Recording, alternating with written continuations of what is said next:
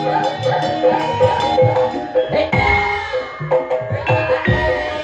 sarape koyo awakmu. Piye jajal alon atau piye lek ndonga iki lho. Rungokno to. Bismillahirrahmanirrahim. Bismika Allahumma ahya wa bismika amut. He cah koclok, cah gendeng, cah pekok. Kuwi ngono donga kanggo turu. Ya ampun Wong urip ning alam dunya kuwi aja nganti 5 wektu salat 5 wektu. kok aja nganti salat 5 wektu piye to. Aja nganti lali salat 5 wektu. Mau kuwi kudune ndake salat 5 wektu. Lah ndol Dol kuwi siji kok. nek lambemu clemang-clemong omonganmu parah wis menjurus ke hal-hal yang tidak positif kuwi paling jatuh harga diri sebagai seniman. Nggih to Mas. Oh, Wangi-wangi bayari. Cak Yuda karo sapa iki? Cak Yuda CS bawa ngono. Monggo Mas diserampake. Monggo tak.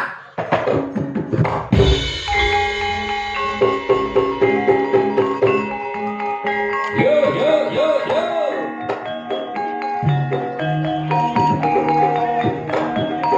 Ora tak iki bulan.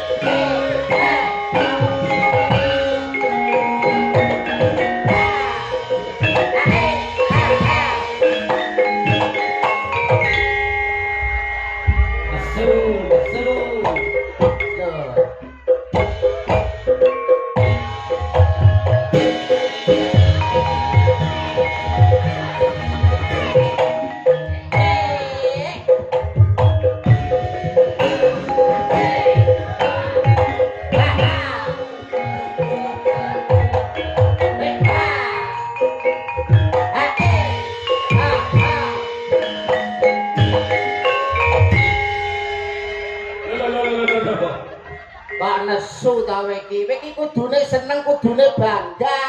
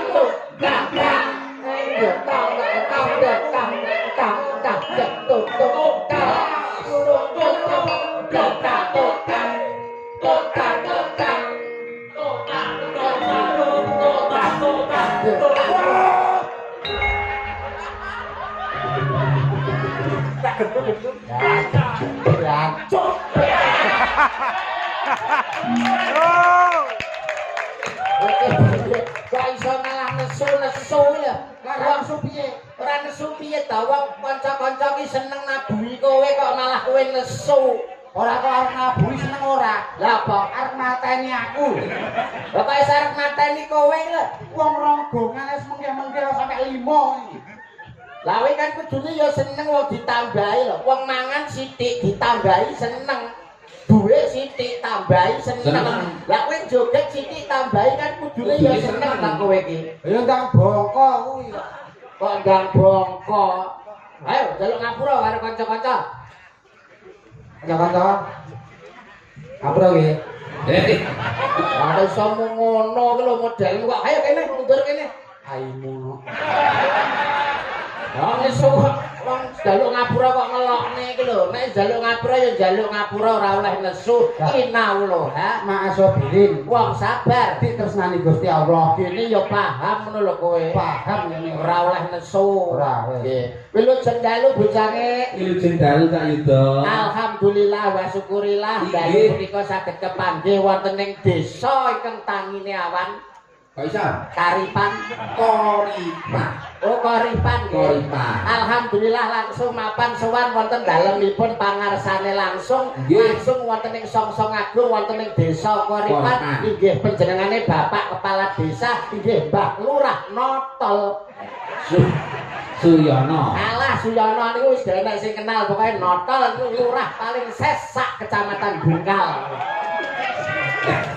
Lah jare Pak Suyono alias Mbah Notol niku none gak apa-apa tole iki lho. Dadi perkara. Nggih, tapi alhamdulillah wa syukurillah pangapunten sanget kala wau ora dirandat. Tapi pun transite teng webeh. Transite. Ah niku teng ajeng dene Mas Imam Polo mantune dua sini niku. Weh jajanan metu kabeh roti, aqua. Alah tak kira lak disugone bae kon tuku. Tapi ki mboten masalah, alhamdulillah saged sowan teng dalemipun Bapak Suyono dalem ingkang pundi to Mas Pak Suyono niku? Nggih ingkang sebelah niku. Oh ingkang sebelah menika. Wah. Asma kinarya Japa. Suyono. Su ki tegese sugih bondo donya ora dienggo dhewe, tapi dimanfaatne kanggo kabeh para wargane. Nah, terus. Iya. Ya iki kepala desa sing kena kanggo patuladan kanggo keluarga lan para wargane. Lho Mbak Lurah, tulodo lho sesuk iki. Nata bale wisma, nata keluarga, nata masyarakat dilandasi welas asih lan kebak katresnan. Mbah Suyono, lurah nggon kowe kula terjemahne sae ngeten iki, medhur kula diamplopi sak yuta. Asli kene Mbah Lurah Karipan ya mbuh ora ya. Nika usih sore pun teko. Lah pripun? Sapa masih dari pelawake? Cak Yuda karo Cak Trondol. Mondol enggak? Cak Trondol. Niki namine Cak Notol. Sampe Cak sampe liru, Cak Dobol. Cak Mondol niki. Sampeyan tak dereng pirsa to Cak Mondol niku sinten? Dereng. Cak Mondol niku asline adalah seorang CEO yang lagi menyamar sebagai seorang dagelan. Ini adalah CEO PT Laguna. Bergerak dalam bidang tusuk gigi. Masuk bidang tusuk gigi. Niki Mas Mondol. Alhamdulillah iso sowan neteng dalemipun Bapak Suyono. Anggenipun panjenengane netepi darmaning sepuh. darmane wong tuwa wonten telu. Napa Siji mawon? paring asma sing apik kanggo Nggih. putrane, sing Terus? loro minterke utawa nyekolahne, sing Nggih. nomor telu nikahke lamun wis dewasa. Dewasa. Pun sah anggenipun dados tiyang sepuh netepi Nggih. darmane wong tuwa telune wis diatur. Lunas wajibe tak itu. Lunas, wah sak merenane hiburan tontonan iki lho diundang kabeh Nggih, karo Pak Suyono. Dak umum. Tayub ora trima sedina sewengi. Urung campur sarine. Campur sari. Karo Mbah Noto iki nek karo kaya kanca kentel. Masa? Lho kanca ngene to. Ha ngene. Masa iya lah biyen tapi Biyen niku. nalika nom-nomane Saniki pun ngeten. Alhamdulillah. Nggih mun ngeten. Lho anu salat Ember maksudnya. malah nemen salah niku kok. Mboten Pak Suyono niku kagem contoh anak putu, kagem contoh sedaya para warga netepi darmaning sepuh namung nderek ndedonga. Mugi-mugi anggenipun mangun samadyaning bebrayan agung panjenengane Mas Hafid kalian Mbak Afin dados keluarga ingkang sakinah mawaddah lan warahmah Allahumma Amin. pikantuk momongan soleh-solehah Allahumma Amin. gunane tumrap nusa bangsa lan agama Allahumma Amin. iki lho kanthi barokallahu laka wa baraka alaika wa jabah bainakum fil khair mugi-mugi rumah tanggane kebak barokah lan dicedhake marang wong-wong kang sing apik utawa sing becik iki sing penting Mas Mandal ya ta Ya, sing penting iki ndongakne nganten ngono kuwi. tapi apa ya iso ndonga kaya aku ngene iki Ya iso nyapo ang basa Arab kuwi to. Kok kira aku ora iso. wong kowe ya kembarane Pak Lurah ya Iya kowe jenenge yo meh padha lho Pak Lurah Pak sapa mau tak notol. lah kowe Nondol. yo meh padha ngono lho berarti ya iso kowe Iso. tutur-tutur kanggo temanten kok ora awake dhewe iki ngguroni ora nek awake dhewe iki sharing apa to awake dhewe iki melu ndonga kanggo temanten saklorone ora ana lupute ya ora ayo coba kowe ndonga kanggo temanten Mas Hafid karo Mbak iki Alvin Mbak Pak Nasya Nasya. heeh Mugi-mugi teman kali kula dongaaken. Bismillahirrahmanirrahim. Bismika Allahumma ahya bismika. iki lho iki cangkem apa jane he Mas Ponorogo Pono ki ngerti raga ki awak mulat sarira han rasa wani ngerti ning awake dhewe godhange para alim ulama gedhonge para kiai lho kowe kok iso ngucapmu tembung ndonga kok bleset ki Lah saiki padha basa Arabe koyo awakmu. piye jajal alon to piye lek ndonga ki lho Rungokno to. Bismillahirrahmanirrahim. Bismika Allahumma ahya wa bismika amut. he cah kucluk cah gendeng cah pekok kuwi ngono donga kanggo turu ya ampun donga kanggo turu Bocah gendeng, bocah kutluk, bocah tekok. Manten nek kandang turu kapan metenge.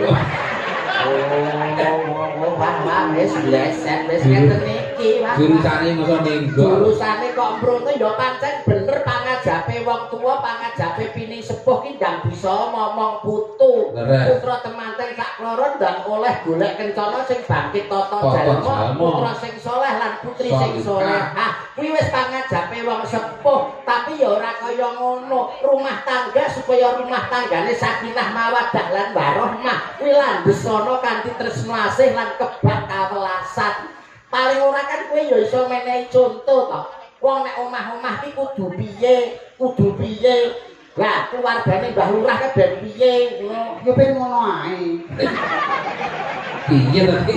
enggak maksudnya keluargane Mbah Lurah ya ono lho ben maju dikapakne disuruh wah lah wah bisa niku Ya ben maju kok. tegese kan kowe ya duwe pituwah-pituwah utawa pitutur lho Mas ya dikaya ngapa ala tanpa rupa kan panjenengan boten pirsa to Mas Mondol menika sejatine sinten Sinten Pak itu? Asma Kinarya Joko. nek kula Yuda yu menika Rahayuda menika Widodo mugi paring karahayon lan kawidanan Kawidanan. keselamatan keluargane Bapak Suyono Suyono. lah menika Mondol Pripun, sampeyan pripun, jeneng pripun? kuwi Mondol. ada artinya Ada artinya. Mo. Mo kuwi 5. Ndol Ndol kuwi 1. Oh balak ndol siji ya. Mo kuwi 5. ndol kuwi siji yang artinya wong urip ning alam dunya kuwi aja nganti 5 wektu salat 5 wektu. kok aja nganti salat 5 wektu piye ta? Aja nganti lali salat 5 wektu. Oh. Mo kuwi kudu nindake salat 5 waktu. lan ndol Dal kuwi siji. apa kuwi sing dikarepno Ya mung siji? siji sing disembah Allah Subhanahu wa taala. Kayak baru umroh iki meletek tenan Mate iki. tenan lan iki bar tahayul iki. Boleh saka umroh menika dicukur iki bar tahayul iki. Nganti kaya biok ribuan tahun. Nah, saya lho saipun lho nuwun sewu lho nggih. Malah nyolot banter. Ben ora pati ya lho saiki lah kok. Ketuk asale sonotela ndas kurengno iku bayaran iki. Arep bayar ki lho sapa kok iso. Wong iki nek pengen bayaran, wong nek pengen opah kudu gembregas. Betul. Paling ora awakmu ditutur to, tutur sembur kanggo temantene. Nasihat. Nasihat. Manten iki kudu piye? Ngene ae lak tapuk bisa engko. Ben maju disuruh. Ya ora. Jenenge awake dhewe iki rasa nuturi. Wong Pak Yono kuwi wis menehi conto. Lah kok iso Pas duwe gawe mantenan iki wis ngewehi conto. contone? Nyenekno adat adat Jawa. Heeh. Jenenge kuwi wilujengan. Utawa slamet. Utawa selamatan utawa bancaan. Lah karepmu Karepe kuwi nggo nonton nggo temenan sak klorone.